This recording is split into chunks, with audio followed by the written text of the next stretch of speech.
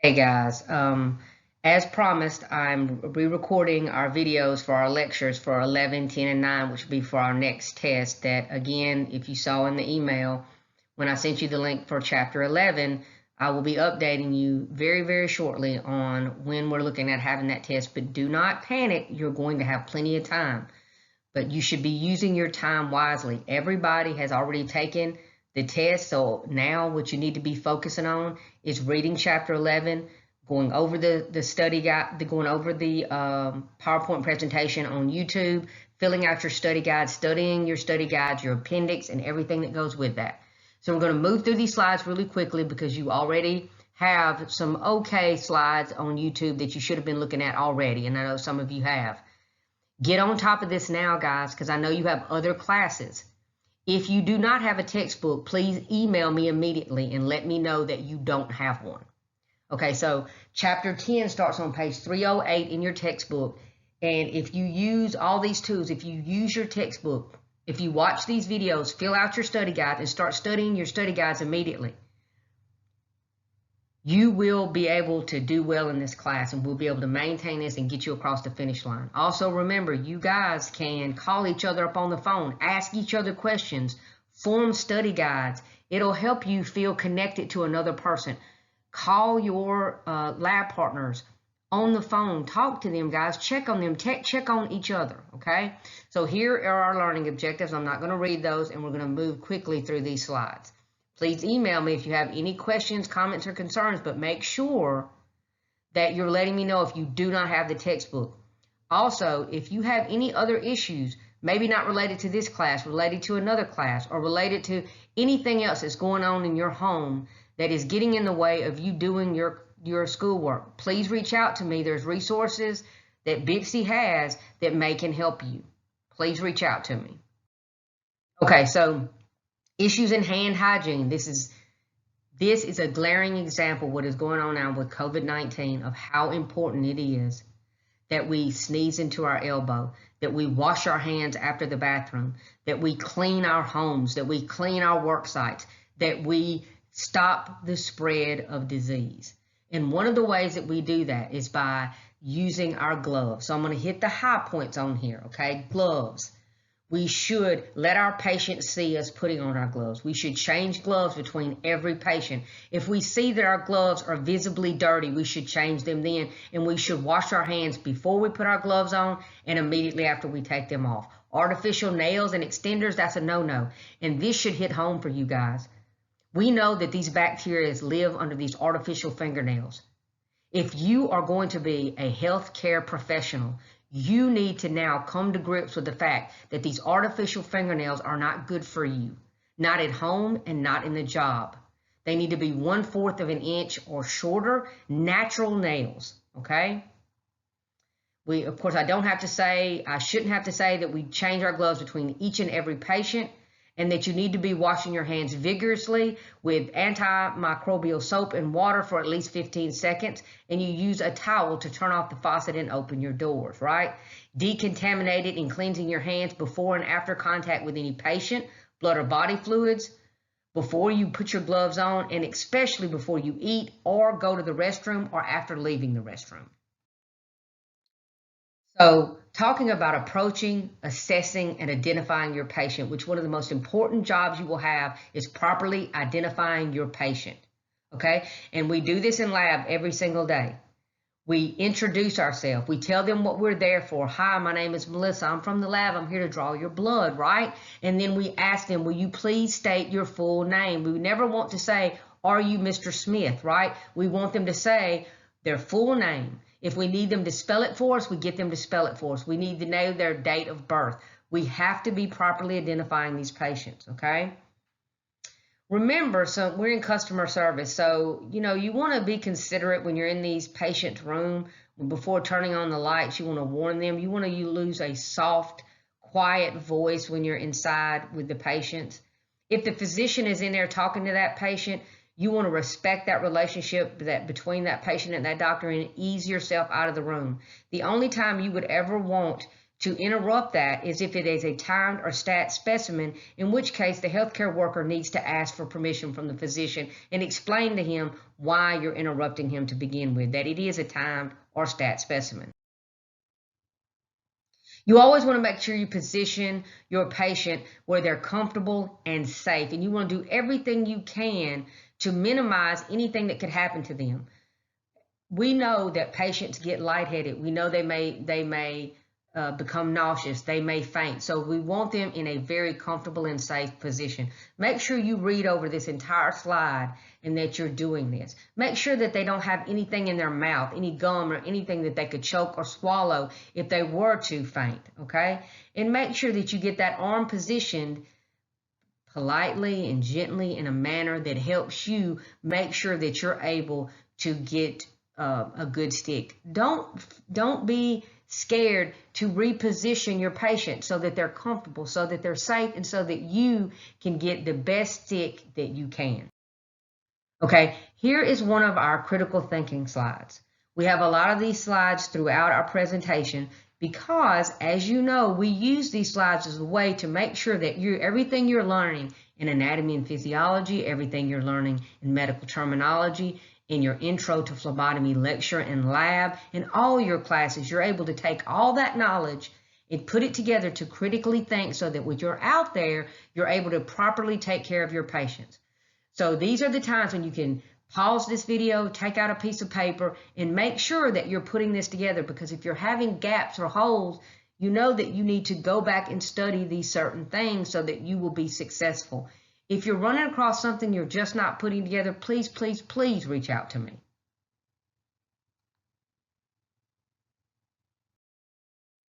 Okay, test requisitions. As you see this picture, that's the test requisition that you see in lab every Tuesday and Thursday, right? These come up and I ask you what tube it's drawn in. I ask you what the specimen source is. We make sure that our patient identification information is correct. We make sure that we know that our label with our barcode is the one that we would peel off and put on our specimen. These are the things that we went through, right? We know this, we're used to this. So make sure you read through this slide, okay? Make sure that you know that collection request forms should be checked prior to the venipuncture to ensure that there are no discrepancies, no missing information, or duplications of tests that are ordered. That is part of your job, to check these things, and if anything is wrong, you need to alert your supervisor or the nurse that's taking care of that patient. So continuing on that patient identification process, looking at the 2008 National Patient Safety Goals and recommendations that were set forth by the Joint Commission, right? That we need at least 2 patient identifiers, such as a full name and birthday or address, okay? The patient may be asked to state and spell his or her full name. And the patient identification involves at least 3 steps, okay? So make sure you read through this and understand the importance of identifying our patients. Here's another one of our critical thinking slides, okay? So take your time and answer this one.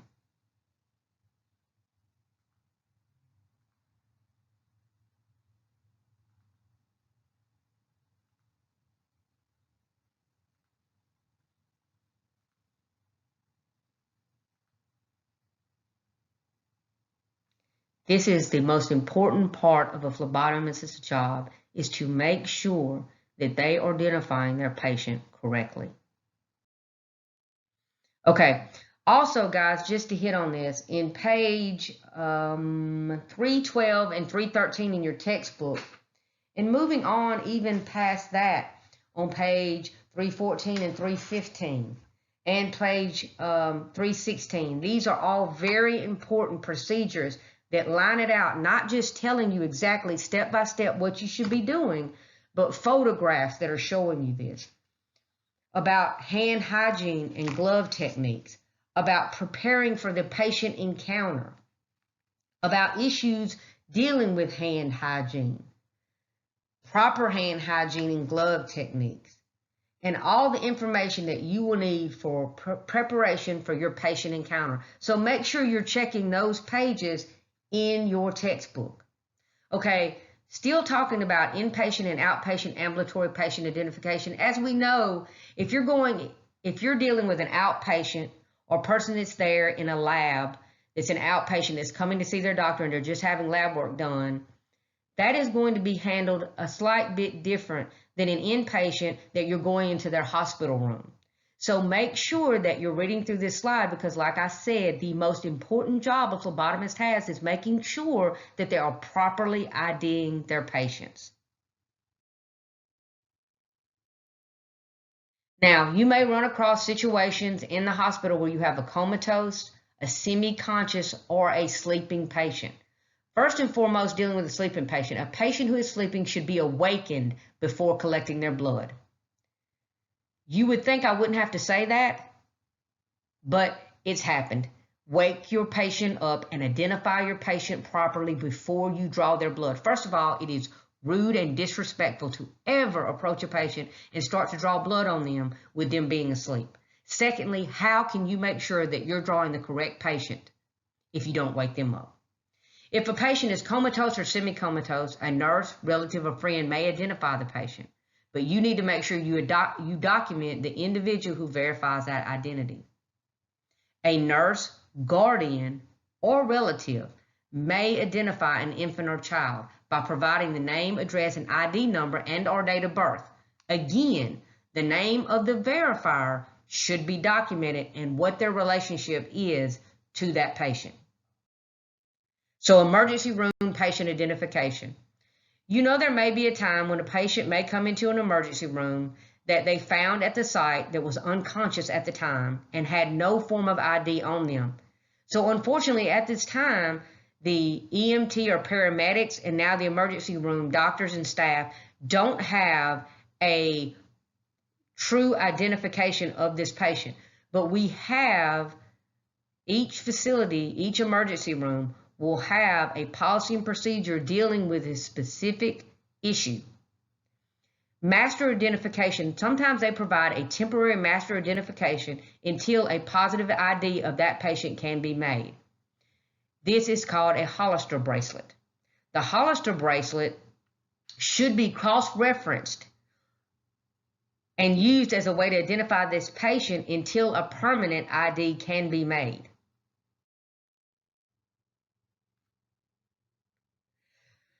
You never want to take a chart that is on the end of a bed or even lying on that bed or any type of ID that is attached to that hospital bed to ID that patient. That is something we just don't want to do. There are occasions where a patient is isolated that may be due to severe burns where they cannot attach that bracelet to that patient's arm and they may have it on the bed. You want to make sure that you always get the nurse's confirmation and appropriate documentation to make sure that that bed label is the appropriate bed label for the person in that bed. Never cut corners here. Again, and I'm going to keep saying this, one of the most important jobs a phlebotomist has is to make sure they properly identify their patient. And remember, we've been over this several times. Do not ask, are you Mr. Doe or Mr. Smith or Mr. Jones?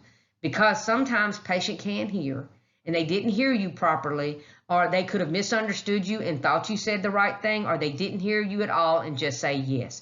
Always ask them to tell you what their name is and get them to spell it for you and tell you what their date of birth is.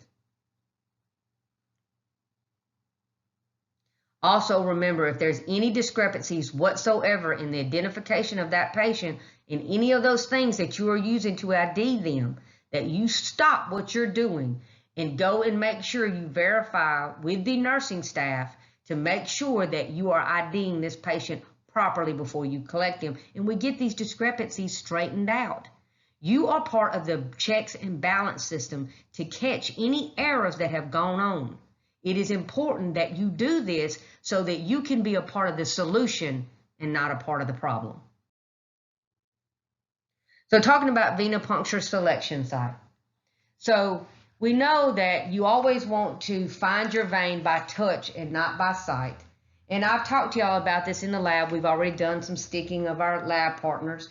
And I've talked to you guys about how you want to feel for that and visualize where that vein is, how deep it is, which way it's running, right? And the patient should not open and close his or her fist repeatedly, because we know leaving that tourniquet on as well as pumping that fist can cause hemoconcentration, okay?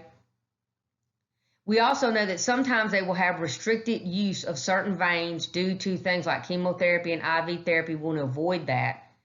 Make sure you read through this side carefully. Fill out your study guide and make sure that you understand the importance of this.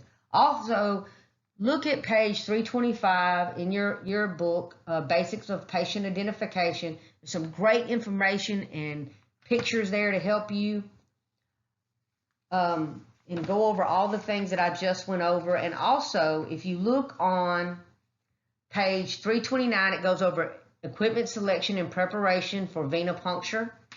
Also, on page 332 and 333 of your textbook, it talks about how to palpitate and finding the best vein.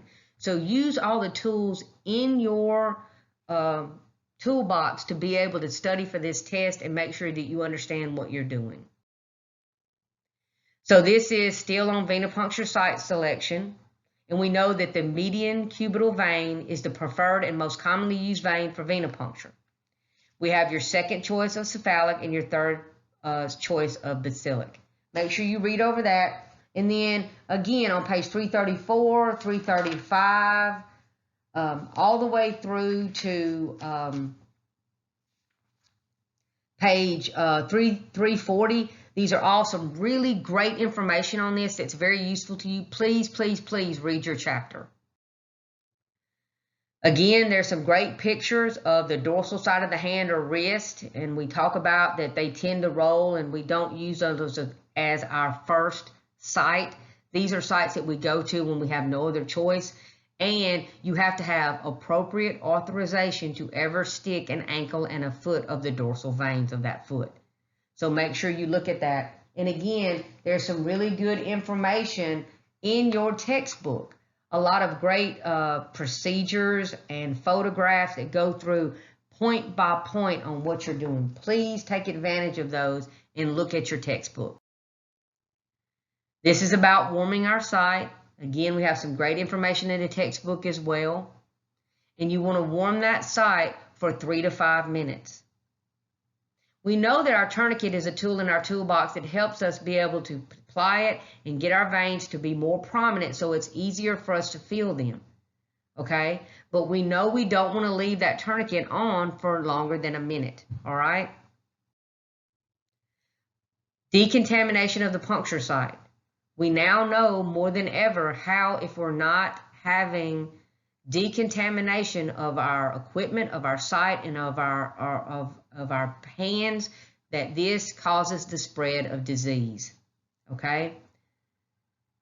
You want to make sure that you clean with concentric circles with 70% isopropyl alcohol and let it air dry. We never want to blow on it, right? Also, we want to make sure that we use other things when we're talking about our ABGs and blood cultures. And we want to make sure, because iodine and betadine is an interfering substance, that we remove it completely from our site before we draw our blood. But we want to let all these products do their job, and their job is to kill bacteria, viruses, germs. And if you do not let them sit there the appropriate time until they dry, they're not able to do their job. Again, we talked about that we should not have our tourniquet on for longer than a minute, that it causes hemoconcentration, okay, which increases the concentration of our larger particles, such as protein cells and all kinds of other things that you see listed on here. Also, excessive pumping of the fist causes hemoconcentration as well. Here's another one of our critical thinking slides. Again, please pause this and make sure that you're putting all this together and you're making the connection. If not, read back over the things that you're missing.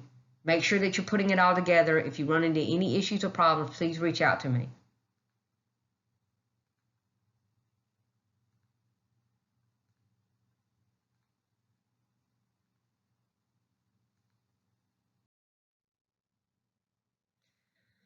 Still on performing a venipuncture, because that's what our chapter is venipuncture procedures, is never say to anyone, this will not hurt, okay? Because we all know that there's a little stick, there's a little prick, it does hurt a little bit, and we do not want to lie to our patients. Remember to position the needle so it is oriented in the same direction as your vein. That's why it's important as you are palpitating your vein with the index finger, with the clean index finger of your non-dominant hand, that you want to see how deep does it feel. You want to do this by a sense of feeling it and trying to visualize your vein, how deep it is, which way it's running, okay?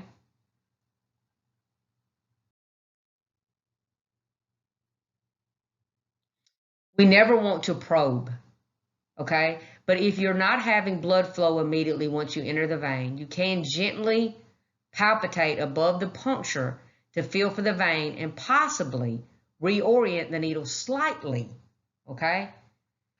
These should be very minute movements, very small. Sometimes you can bring your needle out just a little bit or move your needle in just a little bit to make sure that you get your blood flow. But remember, we do not dig around in patients' arms.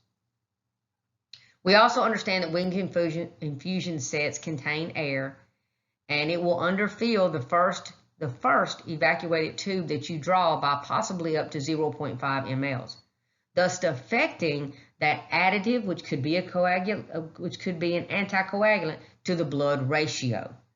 Okay, therefore, when we use a winged infusion set, a red-topped non-additive tube should be filled prior to the purple and the light blue top tubes, but mainly our light blue top tube because it is a coagulation study, right? And we use that discard tube when using a winged infusion set due to the air lines.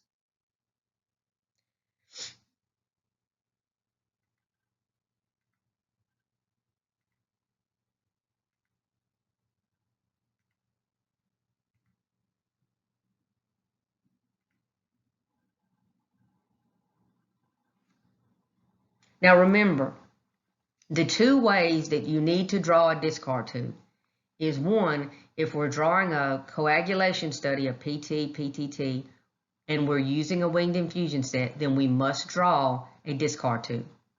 The second scenario would be if the physician orders any other test to go with the PT or PTT, then we need to draw a red discard tube.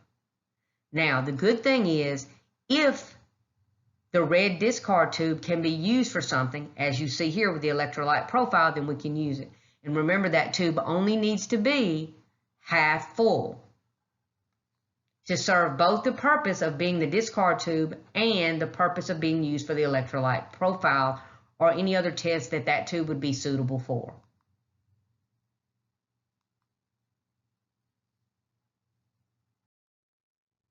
Okay, talking about an evacuated tube system in winged infusion set or butterfly, okay? And again, guys, look at your chapter 10 in your textbook, page 348, 349.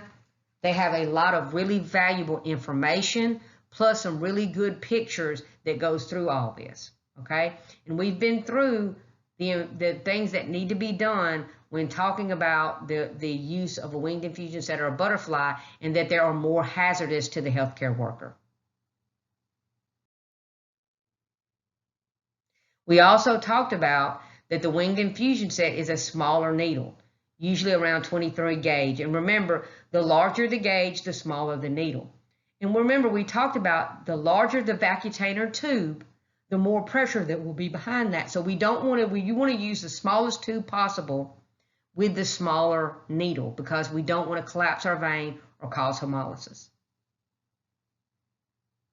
Also, look at that picture. Is there anything in that picture that makes you feel uncomfortable? That healthcare worker is not using gloves.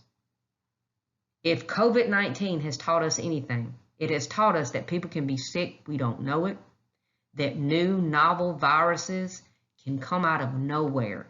And if we're working and we're not following proper use of PPE, proper hand hygiene, we can open ourselves up to contracting one of these novel viruses from not doing our job correctly.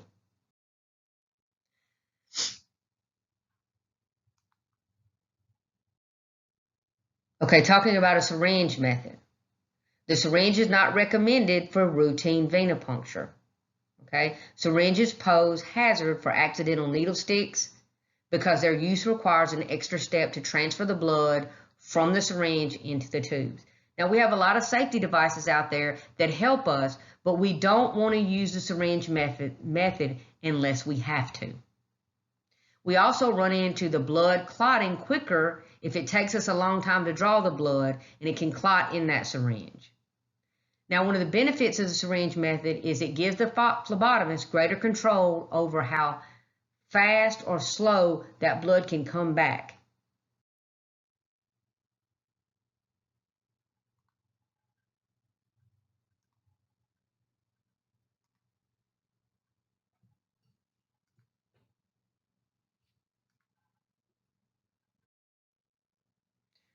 Okay, again, this is a slide. You've seen something like this before. But these are some things that I talked about there about gently going, pushing your needle just very slightly and gently in a little bit more, or very gently and slightly pulling your needle back. You don't want that third picture down there shows that bevel is stuck to the top of the vein, which is limiting that blood being able to come through there. So you may want to do that. And we've talked about that your tube could be faulty. We do always want to check our tubes before we go out and start our job for the day, but it could be faulty and we would want to change the vacuum container tube. If we just feel like, hey, I really feel like I'm in this vein, I don't understand, swap that tube out and see if that may be the problem.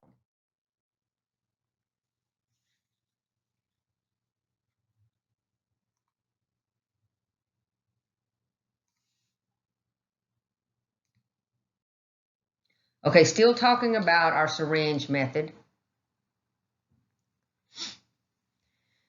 You want to see those graduated markings because we talked about this in lab before. Before you stick your patient, you need to see how much blood do I need. You know, how if this tube needs to be filled 100%, such as in the light blue tube, is it a 4.5 ml? Is it 4 ml? What else am I drawing? How much blood do I need? And you always want to make sure that you pull back a little bit more blood than what you need. And also, do not push the plunger down to expel that blood into the vacuum tubes, as it could hemolyze your specimen. So here's the order of draw for blood collection tubes. And remember, you have that flower that helps you memorize the order of draw. So read through this and make sure that you're learning this order of draw. It's really important. It's going to show up a lot on test after test after test. If you've missed this on previous tests that we took, you need to start learning this now. These are bonus questions on these tests a lot of times, and y'all are missing out on points that can make the difference for you. So study these tubes. Also, in your textbook on 351, 352, and 353, it talks about the syringe. And it's got a lot of great pictures. Make sure y'all are looking at that. Look at page 355. It has the order of draw for multiple tube collections, and that's going to be very helpful for you. So make sure you're studying those order of draw.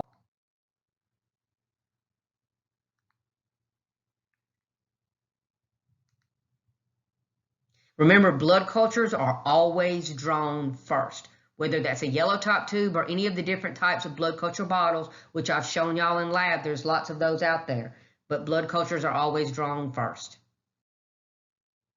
Okay, special considerations for the coagulation test. We've talked about this, about the discard tube and what we need to do when it involves winged infusion sets. Please make sure you read through this slide carefully and make sure you understand this. If you have any issues with this, confusion, please get with me. So I want to make sure that you don't miss this question on a test.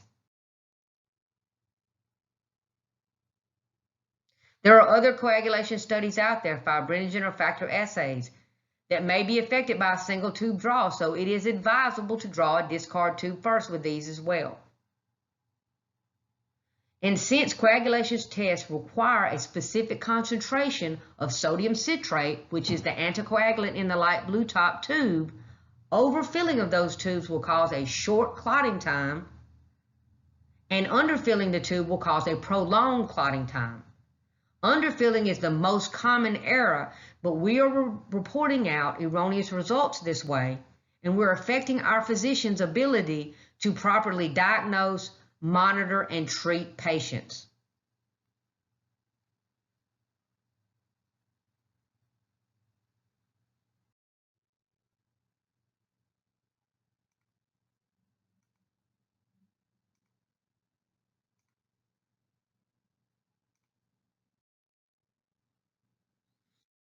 Talking about some other issues related to filling the blood collection tubes, okay? So during the venipuncture procedure, care should be taken so that the additive present in that tube does not come in contact with that interneedle, okay, as the tubes are changed out. So a way to minimize the transfer of anticoagulant from tube to tube, the tubes can be gently tapped to move the additive to the bottom of the tube. Okay. Also, if you hold it at a slightly downward angle during collection, that means that anticoagulant is down at the bottom of the tube versus being up close to the tube, which then could come in contact with that needle, that inner needle that is stuck into that vacutainer tube. So do what you can to avoid letting that anticoagulant or any other additive in that tube touch that inner needle. Again, still talking about issues related to filling the blood collection tubes. Okay.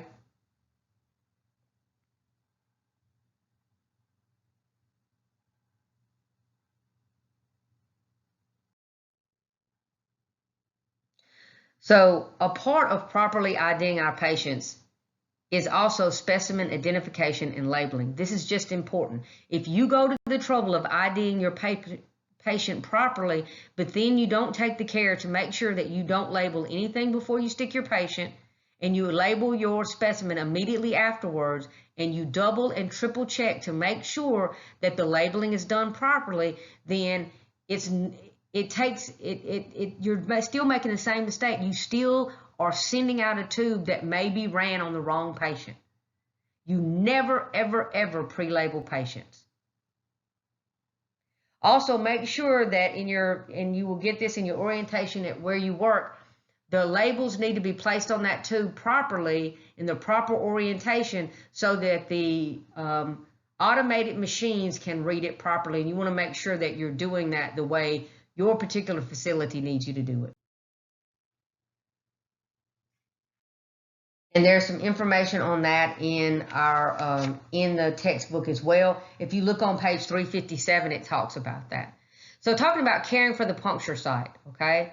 You always want to make sure you use dry and sterile gauze should be applied to that puncture site firmly right after you get your needle is removed. You want to hold pressure, and you also want to stop and peek under there and make sure it stopped bleeding before you apply your Coban, okay? We also want to make sure that needles, lancets, syringes, tube holders, and all that other bloodletting devices should be only used once and then immediately discarded in the sharps container. We talk about this in lab, right? All the time. You don't want to recap or bend or break or remove any of those needles. It's not only strictly prohibited, but it is illegal. And we talked about this in chapter 11. One of the things that helps us with making sure that we do not collect more blood than needed is by using skin puncture, especially with infants and neonatals. We need to be monitoring the blood volume acquired by venipuncture. So make sure you read through this slide carefully and fill out so that you will understand how this works, and fill out your study guides. So monitoring blood volume required by venipuncture. You want to make sure, especially with neonatals and children, that we're monitoring the number of times in a day that we're drawing blood. We want to do all we can to reduce the volume of blood discarded when using blood from IV lines. And we want to make sure that we're checking these requisition slips. It is up to you guys. You are part of the quality control. You are one of the checks and balance methods. Make sure that if you see that one test is ordered at 2 and another test is ordered at 3, could we just draw them all at 3? it is up to you as one of those stop checks to notice this stuff and say something to somebody to make sure that, because we could do it another way. Don't be afraid to speak up, to talk to the nurses. We are a healthcare team, and we should all be working together to provide the best health care to our patient as we can. Okay, that is one of the worst hematomas I've ever seen in that picture here on this slide, but we want to do all we can as phlebotomists and healthcare workers to reduce hematoma complications, okay? Okay, also, there is in your textbook as well, like I said, there's a lot of really good information, and on page 361 of your textbook, we have a whole list of reducing hematoma complications and avoiding specimen hemolysis. Is on page 361, also with some more pictures of different hematomas out there, okay? But look at this picture, the second one on your right-hand side of these tubes. Number 1 tube is no hemolysis. Number 2 tube is slight. 3 is moderately, and 4 is grossly hemolyzed. And we also know that these can cause our results to be erroneous. So we want to make sure that we do that and know what we are doing that could cause this to happen, including not gently inverting your tubes. Don't pull back really, really hard on a plunger of a syringe, allowing your alcohol to dry, and make sure you remove your tourniquet prior to removing the needle. Patients have the right to refuse. If you go into a patient's room and they refuse to be stuck, you always want to try to calmly, respectfully, talk to them, explain to them that these lab results are important for the physician to be accurately able to diagnose them, to establish a proper treatment, and to monitor that patient's health status. And that you would greatly appreciate them if they would cooperate with you to be able to help their physician. But if that patient still refuses, you need to document on your requisition that they refused, notify the nurse taking care of that patient so that she can notify the physician. We also want to talk about emergency situations that are rare, but they do occur during phlebotomy procedures. That's why we talked about earlier to make sure that you introduce yourself. Tell the patient what you're doing and why you're there and where you're from. Make sure you properly ID them. Make sure that they are comfortably and safely seated. Okay? But you need to know what to do if your patient faints. Okay? If they feel nauseous or if they have convulsions. If they fall and have convulsions, the main thing that you need to do is make sure you get anything away from them so that they don't hit their head on something. So get everything away from them as you can and notify somebody immediately so that first aid can be applied to that patient. We talk about time tests. Therapeutic drug monitoring is usually something that is timed. We need to make sure that before we hang their next scheduled drug, that we draw their levels at a certain time so that we can make sure we see that those levels are not too high. Some people, if their kidneys are not working properly, their liver is not working properly, they may not be able to flush that drug out at a rate that gets the drug level down low enough. We would not want to then hang more of that drug and have them at an unsafe level. We also want to make sure that they have enough of the medicine in their system to do the things that they need to do to treat them. So make sure you read through this entire slide.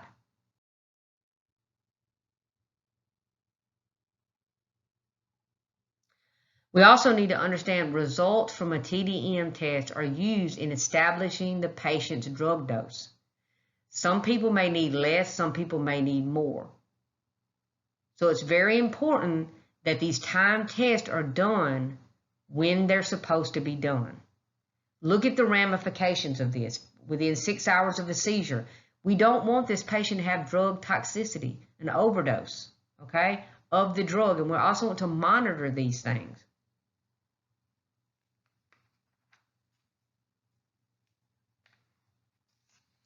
Also, make sure that you look on page 363 of your textbook when it talks about prioritizing patient specimen collection. It also talks about specimen rejection and emergency situations during phlebotomy procedures that we just talked about. Also patient refusal, all on page 362. Please read over your chapter. We talked about tests like cortisol, aldosterone, renin, all these tests that need to be done at certain times. Make sure you understand which one of these are. Okay, if aldosterone requires the patient to be in a recumbent position for 30 minutes prior to blood collection, you need to know that. We need to understand that troughs are the sample that is drawn right before the patient takes their next dose, what I was talking about earlier, usually when the drug is at its lowest concentration, and the peak samples, which represents the highest drug concentration, is the patient's blood are collected for some IV drugs and antibiotics, because we want to make sure those antibiotics are at the level needed to be able to kill the bacteria. We also need to know about lactic acid, and it's drawn without a tourniquet, and lupus erythematosus test is drawn in a green top tube with beads. Fasting specimens. We need to understand fasting specimens required that blood be taken from a patient who has abstained from eating and drinking, chewing gum, smoking, all these things for at least anywhere between 8 to 10, 8 to 12 hours, okay? They shouldn't even be smoking. They shouldn't drink any, even unsweetened beverages such as coffee and tea. Know what stat specimens are. Understand that we don't place that collection tray on the patient's bed or eating table. It should be placed on the patient's bedside table. They're eating at that tray. You don't want to pick up specimen. That bedside table a lot of time is right in front of that patient as they lay in that bed all day long. If they sneeze, if they cough, those germs, viruses, bacteria get all over that table. If you sit your tray on top of it, it could attach to the bottom of that tray, and then you could move it into your next patient's room, set it on their bed, their tray that's across their bed. They touch it, touch their eye. Now you've taken one thing into another patient's room. That's why this stuff is vitally important.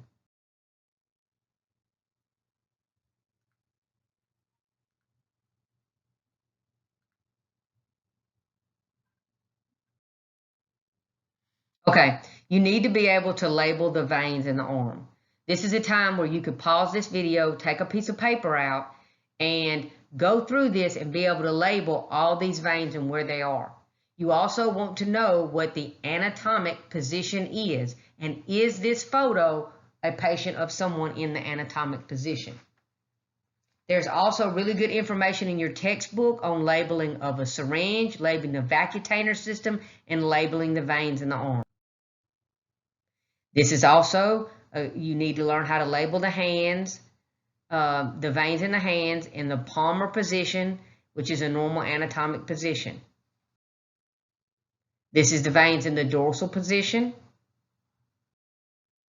So in summary, in this chapter, these are all the things we learned about. And you guys know that hand washing and patient identification is two of the most important things you can do as a phlebotomist. I'll be getting up the slides for chapter 9 soon. Please, please, please make sure that you are filling out your study guides and studying for this next test that will be coming up before we know it, right? Time flies, okay? Make sure that you are working on your case studies. I will get with you soon when those are due. Make sure you're keeping up with your discussion boards and you're getting your discussions done.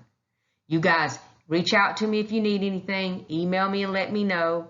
Keep studying, and I'm updating you. And don't panic. Do not worry. This is going to be fine. I am going to make sure that you have plenty of time to study and plenty of time that you need to do all your work and get it in.